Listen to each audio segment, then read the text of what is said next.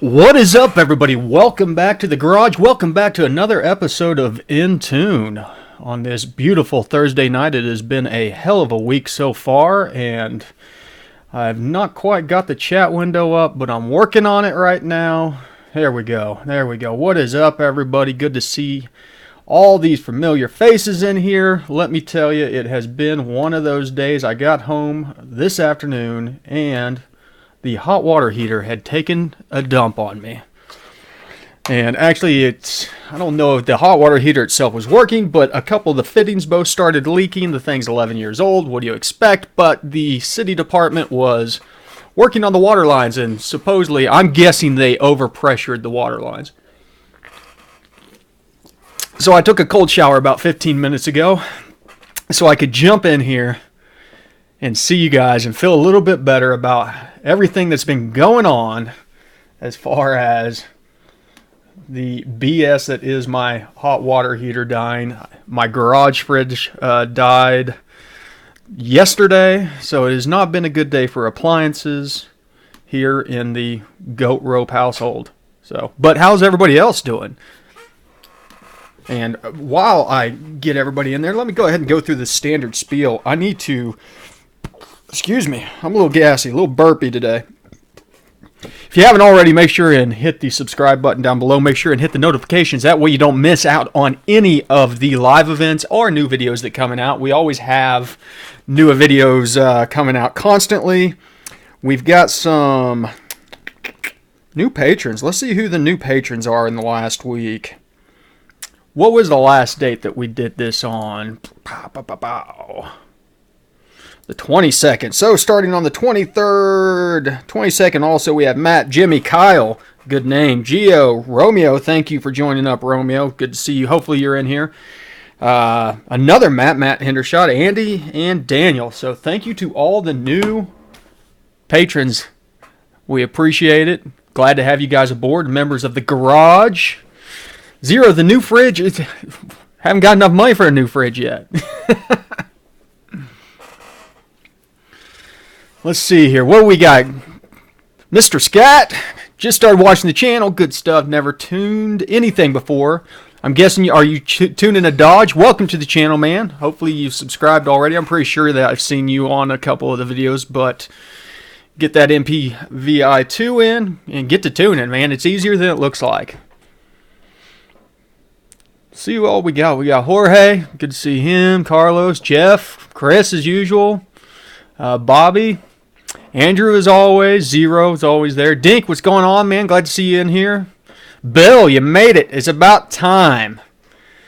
Yeah, it is what it is, Bill. You know, the fridge in the garage was 30 years old, so I messed up on that thing. I defrosted it the other day because you could barely get the freezer door open, and after defrosting it, it cooled one cycle, and then it started tripping the GFCI, but... Let's talk about tuning. Anybody got any tuning stuff going on? What's up, Wallace? Welcome to the live chat, man. Another patron logs on. It's good to see all these patrons in here. As I was just saying, I just got done taking an epic cold shower. Anybody running a whole home tankless hot water heater? Because I'm thinking about converting over.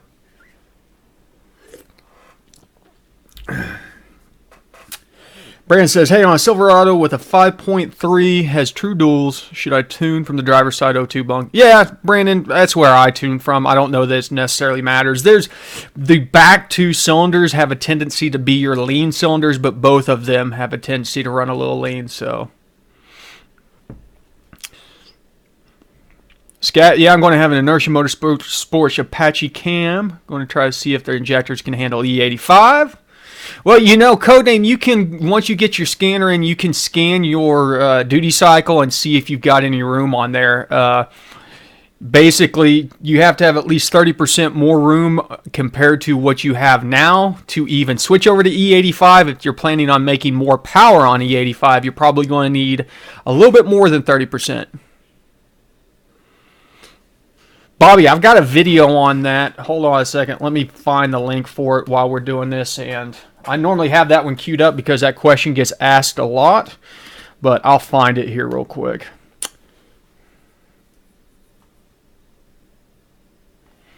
Bill, just about solved my knock issue. Then I drove with my AC on today and it started knocking again. So I wonder if your knock is somehow load based. That would be a weird one.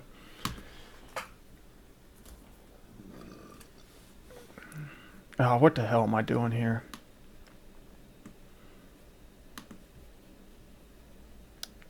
Dooba-dooba-doo.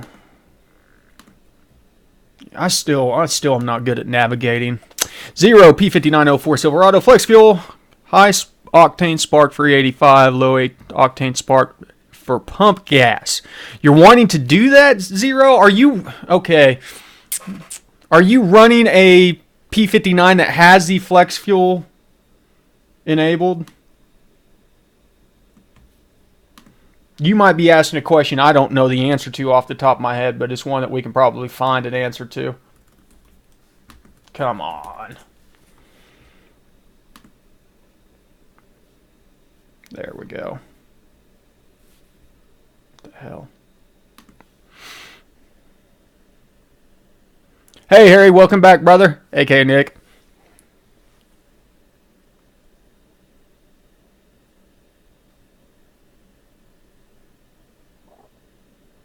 What are you saying, Brandon, about my links on the AEM cereal? Are they not good anymore?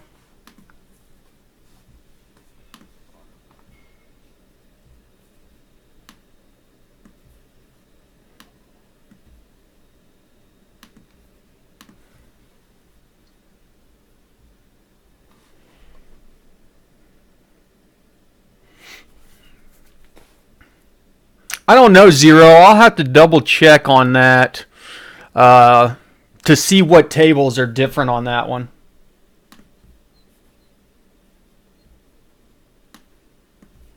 Here's the link to the video for setting up the cereal.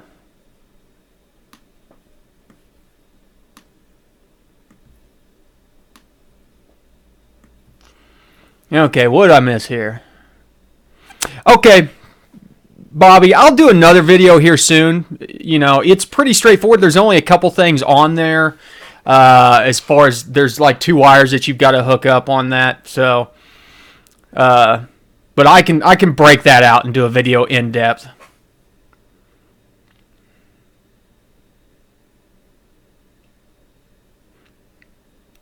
Bill, what kind of timing are you seeing whenever it's pulling 5 degrees? How many degrees is it trying to command? Brian, I am highly against disabling your power enrichment. Are you talking about disabling your LTFT? I don't guess I understand what you're saying. Can't LTFT carry over enrich it? Yes. LTFT can carry over enriching your power enrichment because power enrichment is based off of your whatever fueling is your base level fueling, whether it's air mass or speed density, and then LTFTs are a correction on top of that, and then power enrichment's a multiplier on top of that. I like to leave long-term fuel trims enabled just because they're helpful on altitude changes, barometric pressure changes, temperature changes, things like that.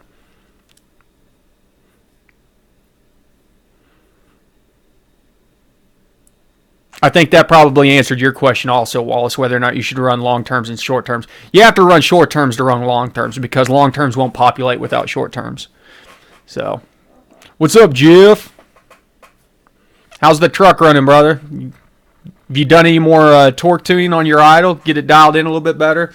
You should be seeing about 10 degrees of timing on idle, Jeff. So if you're not quite seeing 10 degrees, do what I told you and dial back a little bit more timing on the torque table in the E85 tables in particular, because I made more adjustments to the gas tables, so you may still have too much torque on your E85s. Jorge, I do not have that problem.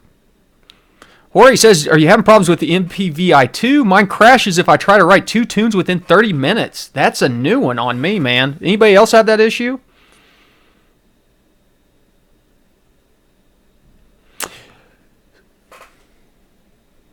Sammy, what is the best way to tune up low octane fuel table? Uh, I mean,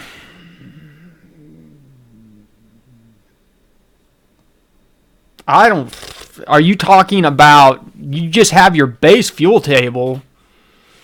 Are you talking about gas as opposed to E85?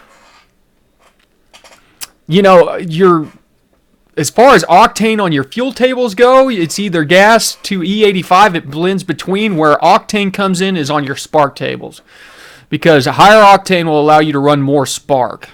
So you would tune your fuel tables the same as always.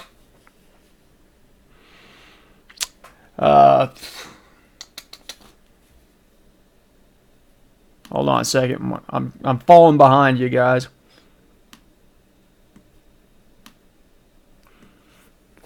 SBC 86, how you determine if you have real knock or false knock. A lot of it you can tell SBC 86 on kind of what the load conditions are on your vehicle. A lot of false knock, you'll see it whenever you might be just kind of cruising around. And if you pull some timing out and still get knock through that area, you're getting false knock. So if you have something like a heat shield banging on there and you go in and you pull out 2 or 3 degrees timing in that area, you'll still get the same amount of knock in there because you've not fixed the actual false knock issue. Animal says, Gen 4 E67 idle issue. My idle is perfect and chops very nicely until I turn the air on, then it smooths out.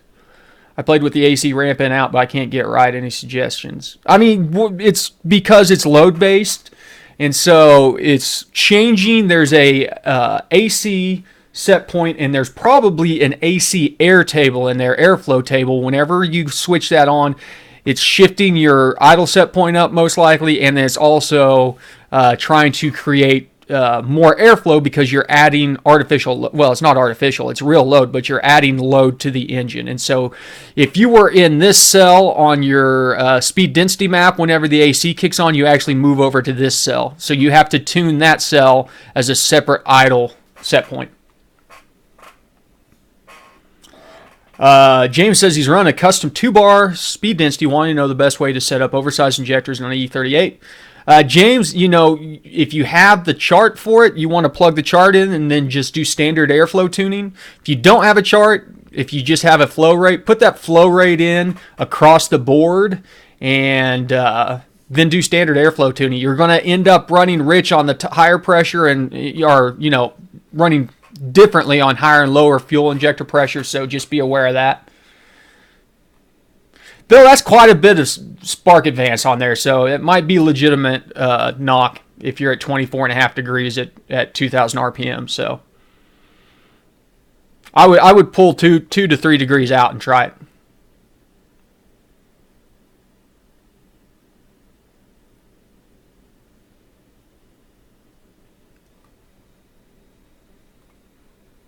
Now you guys are spamming by so fast, I'm having a hard time keeping up. Jacob, thoughts on copying the high octane table to the low octane table? I do not like that because the low octane table is there in case you get a bad tank of gas to make sure that you do not get detonation. If you have good gas and you have tuned your high octane table properly, you should not have knock in that table and you should not ever get out of the high octane table. So the alternative to that is to take your high octane table, copy it over, and then subtract like say 6 to 10 degrees across the whole low octane table so you do have some fallback safety on it. Colton, try and reboot your computer with your serial port plugged in, the USB to serial port plugged in before you start the truck.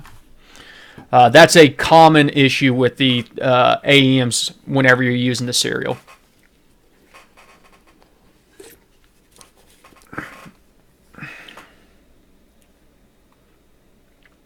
James, the flow rate is higher than limit on that. Double check to make sure that ECU is not using a differential flow rate or a differential pressure to set flow rates. And then if it is not, you can still make it up in your AFR table. So max it out. If you are a 90-pound injector and you can only go up to 75 pounds on there, calculate the difference in percentage and then add that to your fuel tables. Does the same thing. Actually, you would probably subtract that from your fuel tables. You would effectively want to shift your fuel tables down to run the injectors that percentage less. What's up, Josh? Just cut the O-ring grooves, man. You must be really going to boost that thing if you're cutting O-ring grooves into the block. Nathan, post on the HP Tuner forums with your OS number and somebody will probably help you out. You're not the first one to have done it. I'm guessing you're on, where are you on a, I think I saw maybe a G8.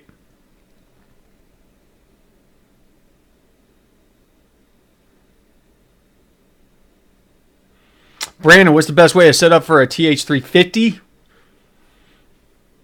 Disable all of your transmission stuff. I mean, try and switch it over to manual, and then I'm not sure about on the P01s whether or not you have to have communication back to the ECM. You might have to loop back the wire that connects the ECM to the TCM, but it shouldn't be too hard on Gen 3 stuff. It gets a little more complicated on Gen 4 and Gen 5 stuff.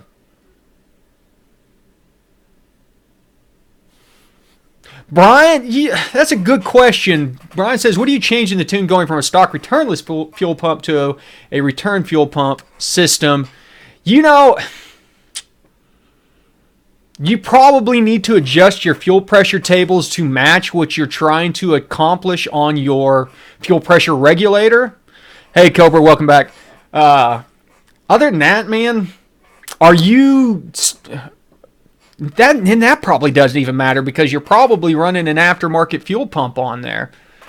So, I don't know. That might just be a case of going in there and having to disable some of the factory DTCs for the fuel system. Josh, you want 30 PSI? It's going to be one ridiculous little pick-em-up truck.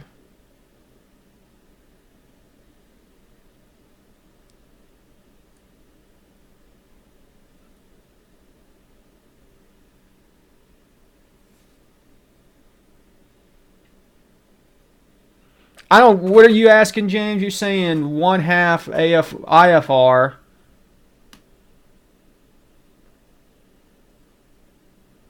Oh,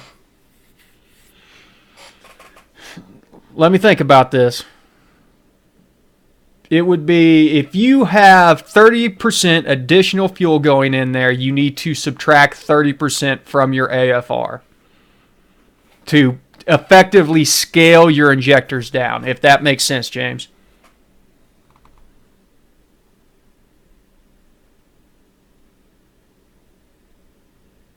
Sounds good, man, Jeff. Glad to hear it's doing a lot better, though.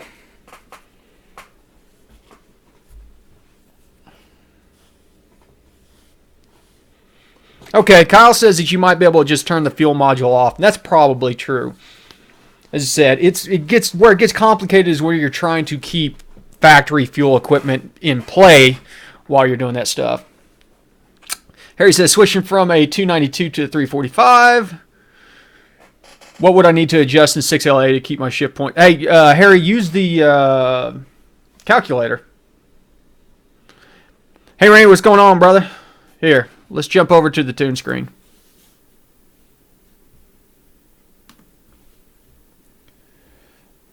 If you go up into edit, if this will work for me, well, I don't know why my laptop's being a pain in the butt. If you go up into edit and use the gear tire wizard, you can adjust your gear ratio here. So it should have your factory one over there. Type in your new one there. And if your tire size stays the same, type that in. But that will change all of it'll change your speedometer calibration and all of your transmission shift points for you. So you might have to, on gear ratio, it should be straightforward, but on tires, sometimes you have to play with the decimal point. But it works great. I've done 3 gear swaps on my truck, and it's worked pretty good every time. So I've been happy with it.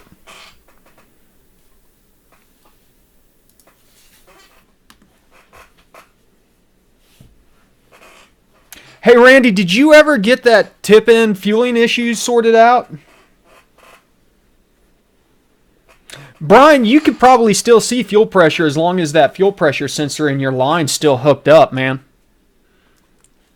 It's normally, I say it's normally, I know on my truck it is down underneath on the fuel rail on that line. So if you are bypassing that, just relocate that into your new line.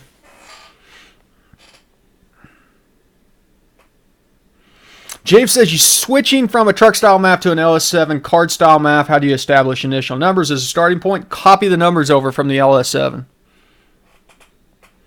You might have to spreadsheet it. You might have to lay it out in a spreadsheet and shift it based on where the numbers are. But you're going to have to just do map tuning anyways, but it might get you in the ballpark.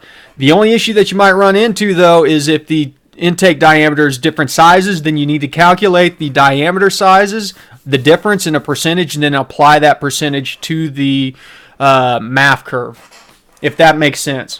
What's up, Blue Fox?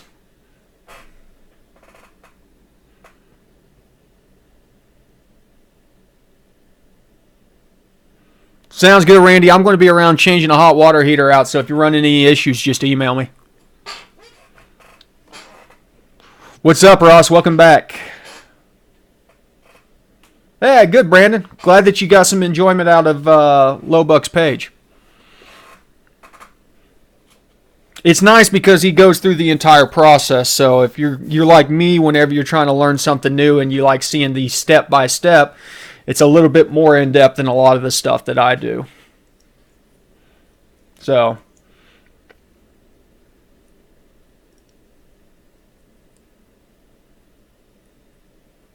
Brian, that should work.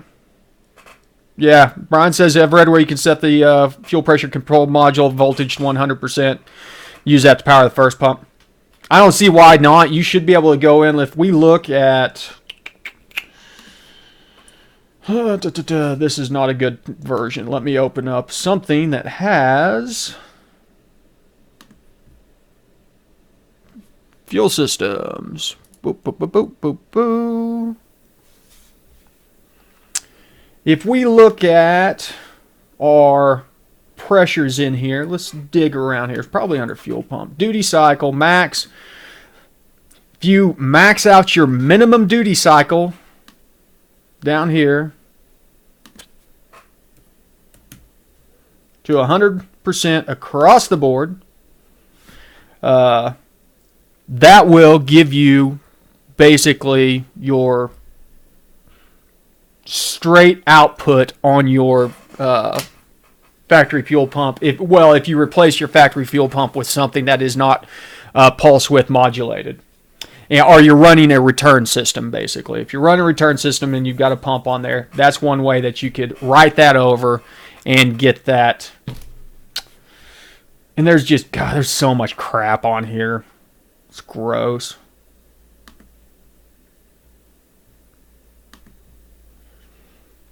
Base, fuel pump, dual cycle, and open loop. Might have to max this one out or set it to 100 also. Hell, just set all these to 100. What's the worst that can happen? Oh.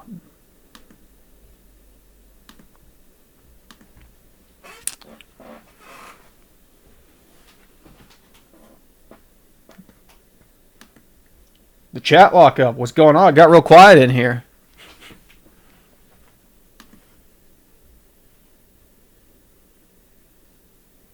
Now, granted, this is a direct injected, so you won't have high pressure stuff on the Gen 4s, but should be about the same thing. But 3500 in boost, my IFR is 10.9. Yeah, that's plenty safe. Especially if you're spraying meth. So, with spraying meth, Wallace, you could probably lean it out a little bit. Direct injected, I run about 12.5 on boost, and then probably about 11.5 to 12 on non-direct injected. And then, of course, if you're running on E85, you got even more room for detonation prevention. I don't know about disabling the fuel pump control module. I'd have to do some more research on that. I mean, I guess if you change this to no, it would do something, but it's worth a shot. James, I've got an odd situation about truck changing behavior as it gets heat soaked. Truck will initially start and idle perfect. As temporize goes to crap and truck barely wants to run. James, you got to just check your ECTs and your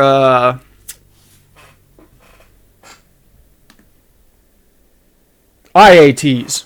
It's going to be something between ECTs and IATs. And so what are you tuning on, Jeff? Oh, not Jeff, James. Yeah, no, Kyle. I don't know if you can disable the fuel pressure control module. I would have to do some more research on that.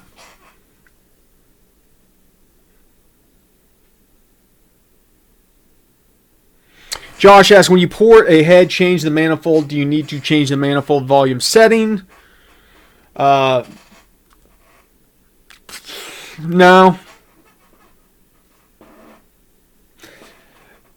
You're going to, you're going to have to retune anyways. It just kind of helps to get you closer. It's a volume calculation. So, but yeah, you know, for the most part, if you should be fine without adjusting that. You can estimate though. If you think that you've gone up a little bit, you can bump it up a little bit and.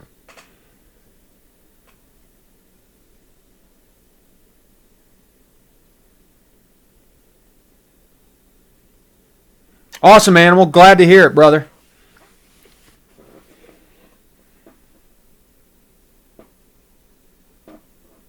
Whoo, Brian. Running 9.6 at 145. You're getting it.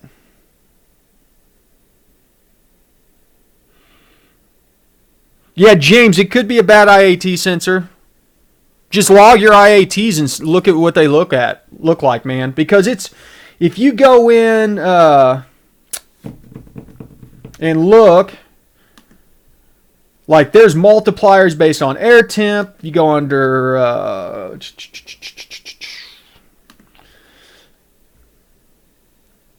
speed density, about everything. There's going to be air temp stuff in there that will completely throw you for a loop if you have any kind of temperature issue. So if you are, and then a lot of these tables are based off of temp. So any of your idle stuff is going to be based off of temp. So if you have temp issues, you've just got to dig through and figure out where it is. So log everything that does temp. As I said, we were looking at Jeff's truck the other day, and one of them actually went off of the oil temp, and his was reading -40, and it kind of threw me for a loop because whenever it was like that, that meant this row. Look at that, engine oil temp. This row was the one that was being used for torque when you would think that you would be in this area. And so making adjustments over here where you would normally make adjustments, so you just got to kind of, if you know it's a temperature-based situation, you got to start looking at your temperatures and then finding what all can affect it.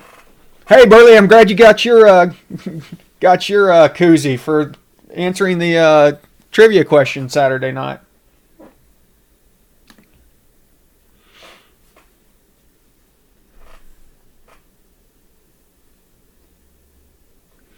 That could be true, what Josh is saying also.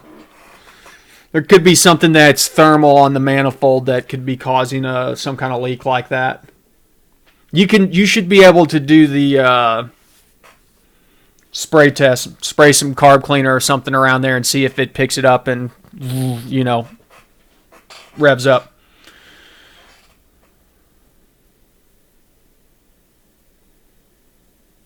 Shahid,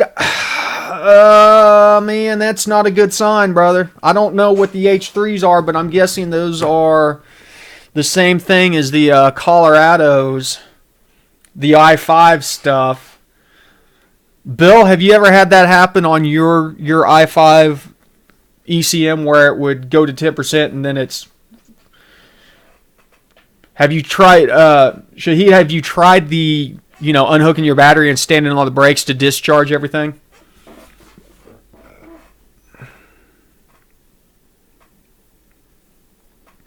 Jasim, I prefer Lambda because it's, the same for E85 and pump gas, so it's just easier. But, guys that are only running pump gas, AFR is perfectly fine.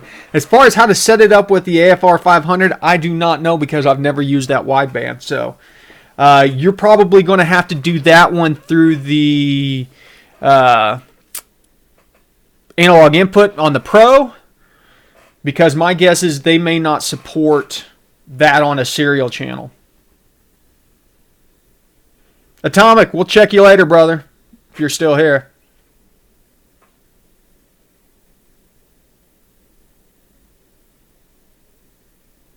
Yeah, Ross, let me know if that helps your issue. So,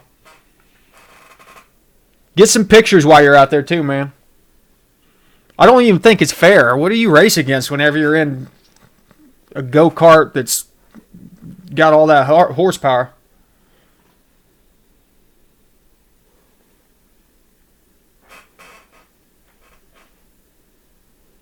Man, we got a good crowd in here tonight.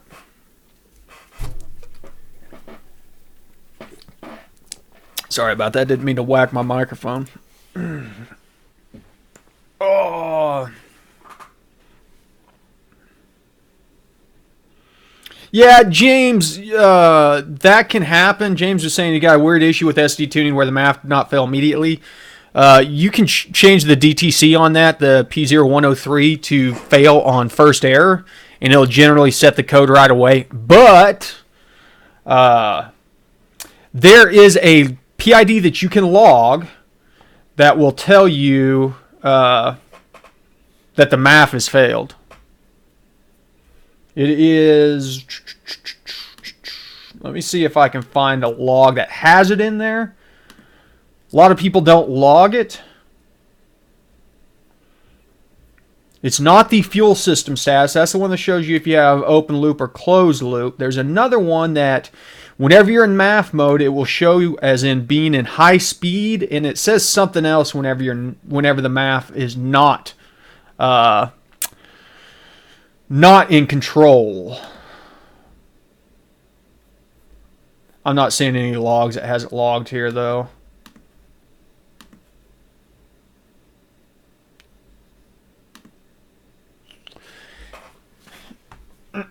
AirCalc mode. AirCalc mode. Log AirCalc mode. If it's in high speed, it's in MAF only. If it's in normal, it's in blended. And then there's another one that is for whenever it's in speed density only. So that will also tell you. But I've not had any issues, even though it's not set to check engine light. If you set that MAF fail high to like 1 hertz, it stops using it because it's already said that it's bad.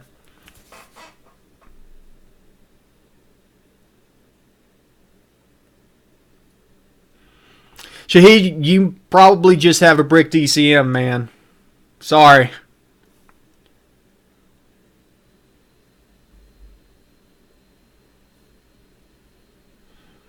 Mermillo, I absolutely have no clue because I've never used real-time tuning. So, I'm not going to be any help there. You might try the HP Tuners support email and let them know. My guess is you're not the only one.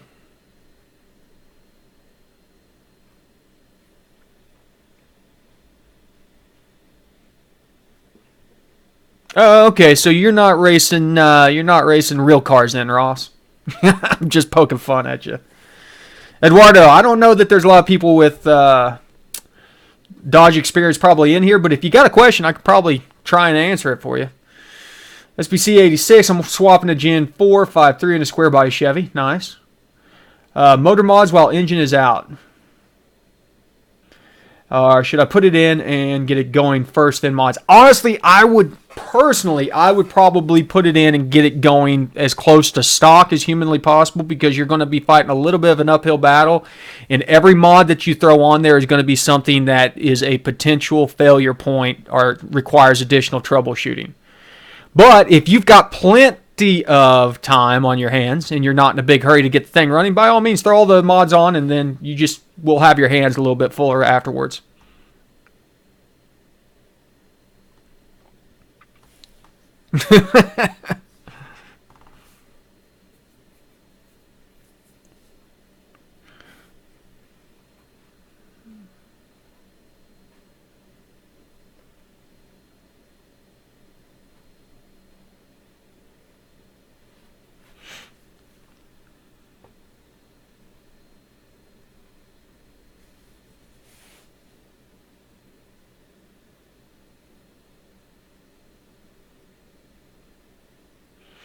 Victor, on that one, I mean, I hate to be the one that asked the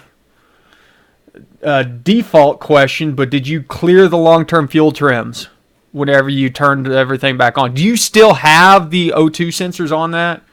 I mean, without getting into the nitty-gritty.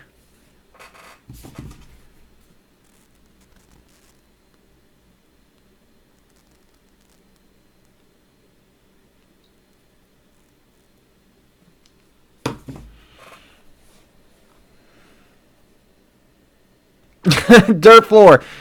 Haven't gotten one yet. Yeah, Victor, double check to make sure that you don't have any long-term fuel trims that are messing with your fueling.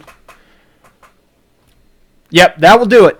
That will do it. So if you go into the scanner underneath vehicle controls and special functions, I can't do it because you have to be connected. But if it's underneath this little, it'll be green. There'll be a fuel button underneath there, and that will say, reset fuel trims. Because if not, anything that's still registering in on long-term fuel trims, which this one's disabled, will make corrections back. So if you were running lean beforehand and then you switched over, it'll automatically start adding fuel back in until that relearns out. So try that out, and if it doesn't work, hit up the comment section and let me know. Okay.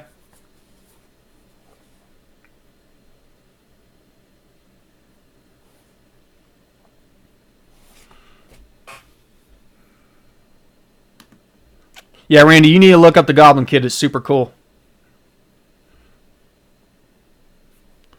Eduardo, you are trying to make adjustments on timing, just trying to set up my scanner, but in the tune, there's timing for wide open and base.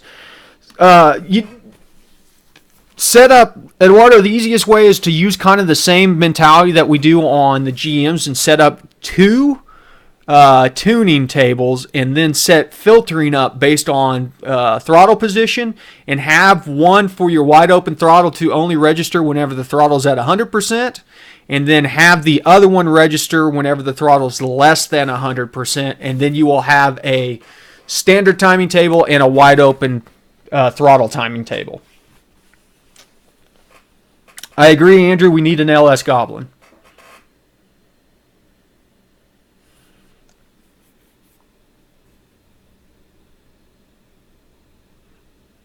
To give you an idea, Eduardo, this is a GM stock timing advanced table. If you go into the graphs layout where you have Spark Advance, you have the option of doing filtering here, where if you were to do a new variable and put in, accelerator position, it's going to be in percent. So if we said that we want accelerator position is less than 99, that's only going to give us less than wide open throttle. At the same time, though, if we went in there and said accelerator position greater than 99, that's only going to give us wide open throttle. As you can see on this log, there's no wide open throttle pulls. So, makes sense. I've got a couple videos out there. Go over to the tuning playlist. Eduardo, I've got one specifically for doing timing tuning. That'll walk you through the steps of setting up timing. That's kind of system agnostic. That'll work on a Dodge. Just you have to build it based on your maps. And then I've got another one in there that goes through advanced scanner stuff as far as doing the filtering and things like that. But that is the way of doing it. So same ordeal. If I went in here and said 50, this would say throttle over 50. Well, there's no throttle over 50. This is a partial throttle pull here. But there we go, 10%. Throttle over 10%. It only shows you the cells in which the throttle, it registered timing over 10%.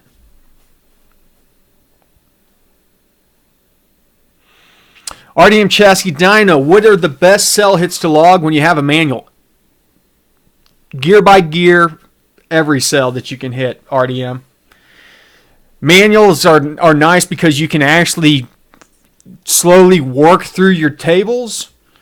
And it's a lot easier to hold gears properly, but just kind of work out, start around your idle area and then go into first.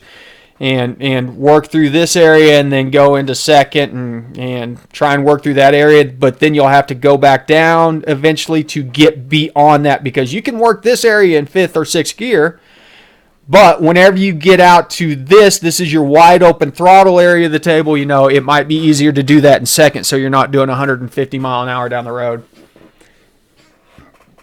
Unless you have a dyno, which, I mean, your name is RDM Chassis Dyno, so if you have a dyno, man, just adjust the load. Stick it in the 1-to-1 gear and just adjust your load to hit everything.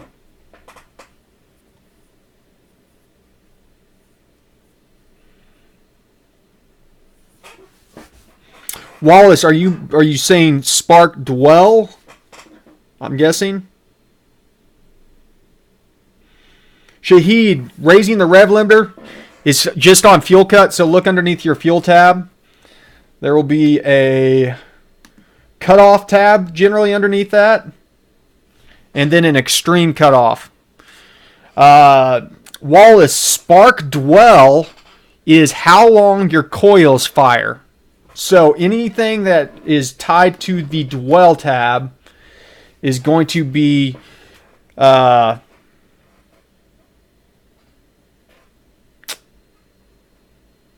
based off of how long it allows spark to be, you know, just be careful messing with dwell. I generally don't encourage people to mess with dwell unless they're running very high boosted applications and they're having issues with spark being blown out, being quenched basically, because if you start messing with dwell, you can burn your coils up pretty quick.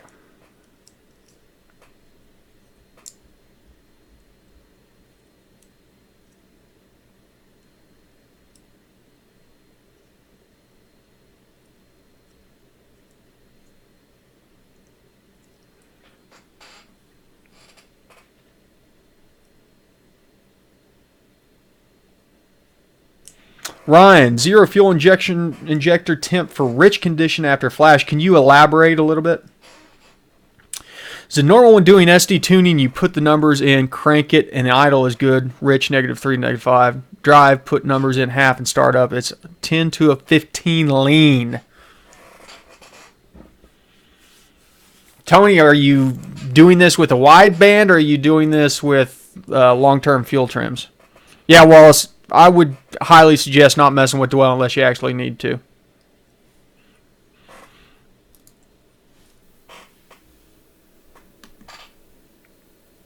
Where you want to raise the rev limiter on, Shahid? But it's going to be right there.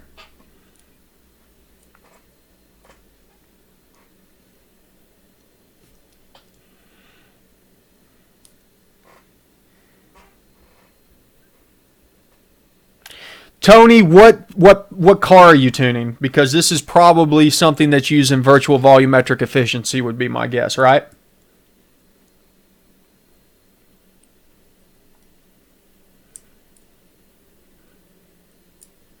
Guys, help Andrew out. If anybody on here has used the Edelbrock Pro Flow 4, that is a mouthful.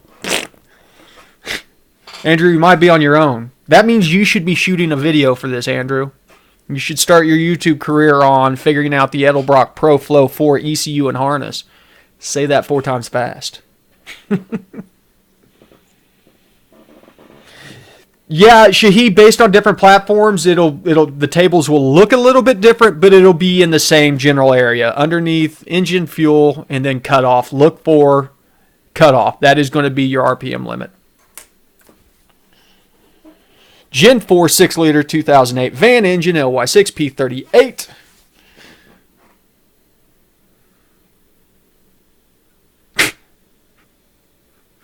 Andrew, you don't have to be on the camera. Just point it at your subject.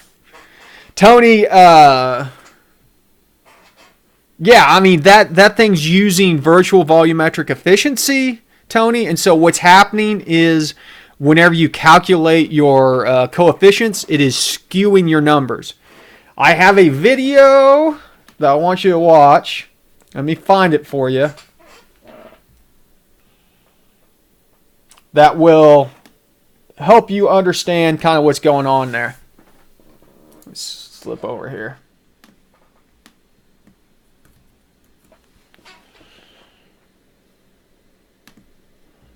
I'll throw it down in the chat room here in a second. Let me find the link here.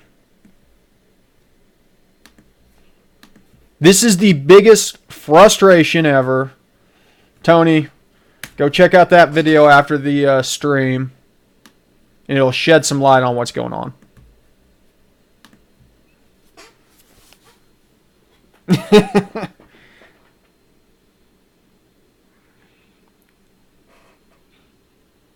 Yeah, Randy, that fuel-to-wall impact factor is how much fueling is lost whenever your intake valve is closed. So, basically, what's happening, on port injection, you're always injecting on there, and there's a calculation that they do to say, hey, this is how much is lost whenever we're out of cycle on that particular cylinder, and it's part of the transients, and so it acts kind of like a pump jet, that whenever you throttle up and you really get into it hard and the RPM start coming up, it'll say, okay, we're going to have a lean spot here because we have what is considered a flash-off loss because of spraying fuel into the intake manifold as opposed to spraying it through the valves. And so, whenever you get a lot more airflow going on, it compounds the issues where you're running lean anyways, and that transient gets even more of a lean spike in there. So you can go in there and massage those numbers towards the richer side, Randy. And what you're effectively doing is saying that whenever it detects a transient situation like that, it will try and compensate for the fuel evaporation that's happened on that, and basically kick in a little extra fuel whenever it is detecting that real quick transient state. That's the theory behind it, Randy. Doesn't always work. Sorry, buddy. He asked a very specific question on an issue that he was having with a lean state spike on transient fueling. Yeah, Tony, the zone stuff is what's killing you. So you need to try and get a better zone set up in your idle range, or you need to manually smoothen out the cells that are not getting adjusted, because whenever you're applying that multiply by half stuff and then calculating, if you only change these cells but these cells over here are in that zone, it has to automatically adjust those, and it will change the ones that you changed. What is IVT? I don't know. What's IVT? You tell me.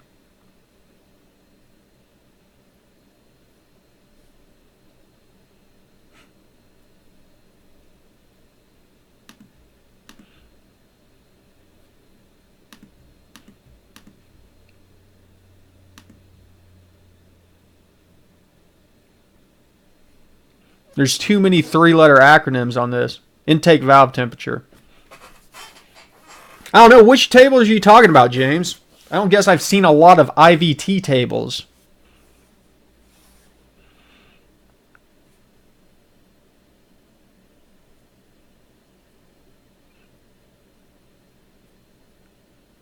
Yeah, Tony, good luck, man. The Gen 4 E38. Let me find one.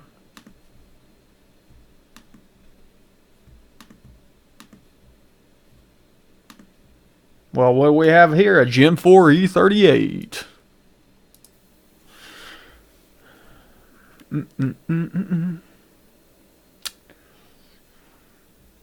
IVT. Where are they at?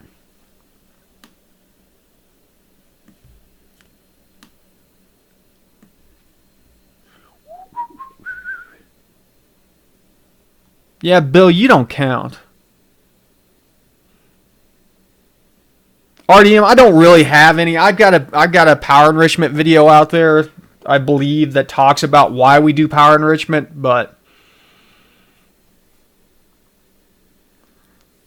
wide open throttle tuning is the easy part. If you get the rest of your tuning in, since basically you're just trying to stay out of power enrichment whenever you do steady state tuning, there's certain areas that you just can't get to without getting into power enrichment, and that crossover, you're still basically tuning the same way.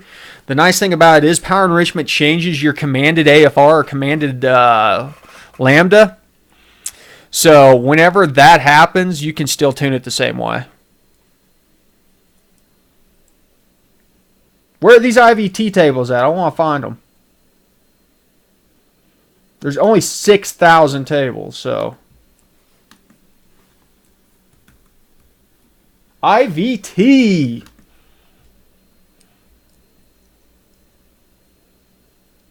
IVT weighting coefficient for the air-to-fuel ratio squared term as a function of ethanol percentage.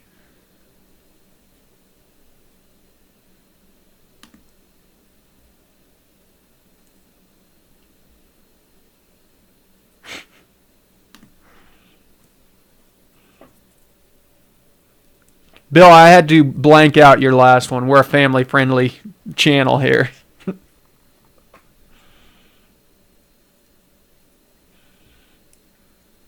Open loop IVT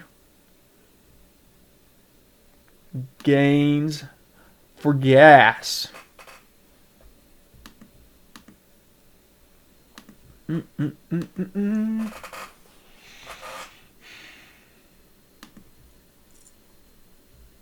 IVT terms. Alcohol composition. So IVT has something to do with your running E85. It makes an adjustment. Weighting coefficient for the air-fuel ratio term as a function of... I don't know. I'll have to do some research on this and see exactly what the AFR terms are. And then it's got one AFR... Well, that one's not doing anything.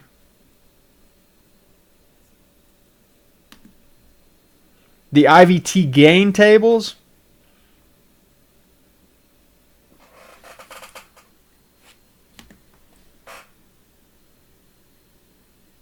Yeah, I mean, this has got to be a calculated thing, right?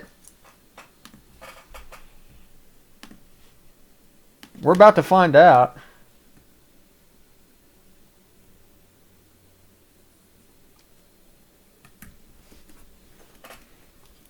Sure thing, Brandon.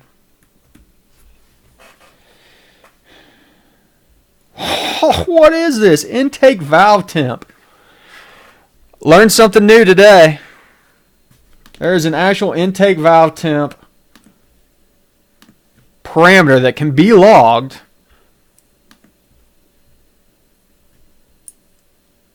I don't know why you would need to change this, though. Because this seems like kind of a constant multiplier.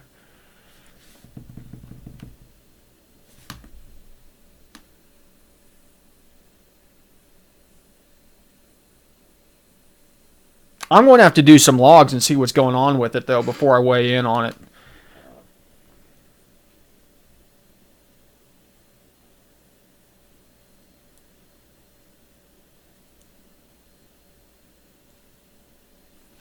James, have you messed with your IVT table?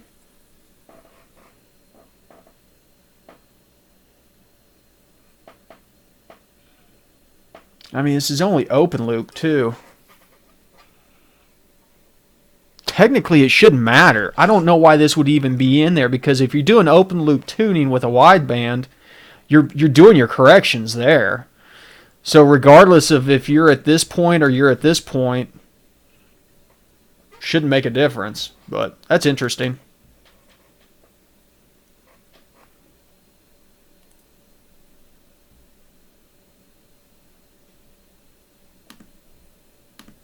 Why are you doing the IVT terms table with larger injectors, James? I don't guess I understand.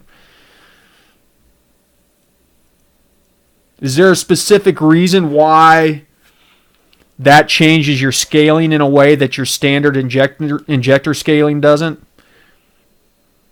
Hey Rob, welcome back, brother.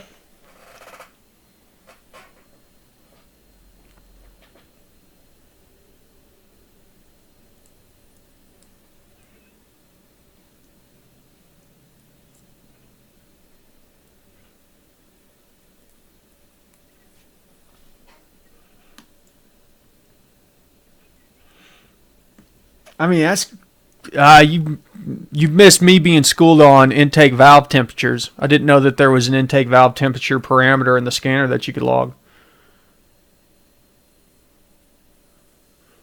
Awesome. Thanks for stopping by, Wallace. We'll see you next Thursday for sure. Maybe this weekend. Who knows? We might do an impromptu Saturday, depending on how much I get done with the hot water heater tomorrow.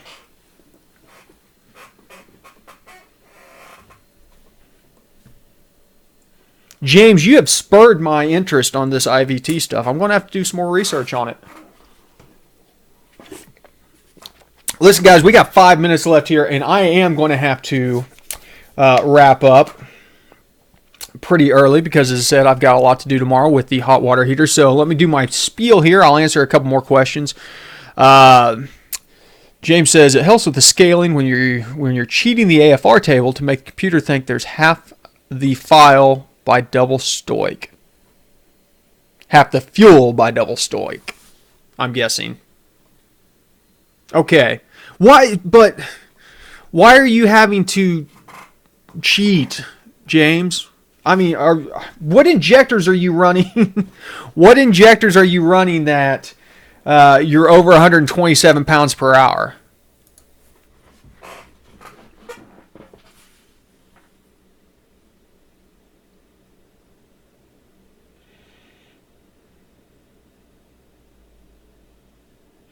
Burley, I'm looking at I don't have natural gas, unfortunately, but I am looking at running a tankless on mine. Yeah, no, 325 Sonoma, trust me, I will be switching everything that I can over to PEX.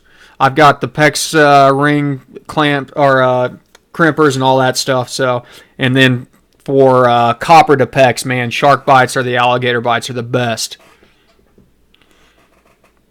Oh, James, I didn't realize that you're on an E38. Oh, thanks, Randy. I appreciate it, buddy. Yeah, James, that may make some sense. There's other ways of fooling that, but at the same time, it's getting a little bit late to get down that. But I'll look into that, though. That's an interesting thing. Rob, I do not have a Discord channel. That may change in the near future. I'll let you know. I don't know. I've not really messed around with Discord, so.